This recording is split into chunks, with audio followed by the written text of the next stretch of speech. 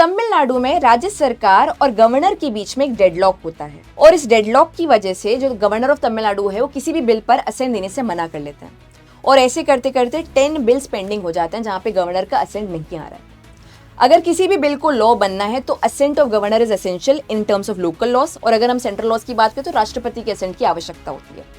जिसके बाद में अप्रैल 2025 में एक लैंडमार्क हिस्टोरिक केस आता है, state of Tamil Nadu versus governor of Tamil Nadu, जहां पे सुप्रीम कोर्ट टाइमलाइन इंपोज कर देती है कि कितने समय में आपको असेंट देना पड़ेगा और कैसे अनिश्चित काल तक आप असेंट देना डिनाई नहीं कर सकते हो। इसके अलावा ये भी कहा कि अगर असेंट नहीं दिया जाता है कुछ टाइमलाइंस के अंडर तो डीम्ड असेंट माना जाएगा, जिसके बाद में काफी ज्यादा पॉलिटिकली अप्रोर होता है। इवन राष्ट्रपति आर्टिकल 143 का इस्तेमाल करते हुए मामले को रेफर करती है लार्जर बेंच के पास और कॉन्स्टिट्यूशनल बेंच के द्वारा ये मामले को दोबारा से री इवैल्यूएट किया गया है और ये कहा गया सुप्रीम कोर्ट के द्वारा कि ये टाइमलाइंस को सेट करना संविधानवाद के अगेंस्ट है।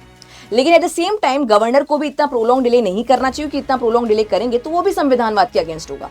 और अगर ये किया जाता तो कोर्ट की तरफ से नोटिस आ सकता है आपके पास में कि आप लिमिटेड रीजनेबल टाइम पीरियड में डिसाइड करें। तो ये पूरी की पूरी टाइमलाइन डिसाइड की गई है and it is extremely important for you from exam point of view. आपका क्या ओपिनियन इस पूरे के पूरे पॉइंट पर इसे कमेंट में जरूर मेंशन कीजिए। Thank you so much.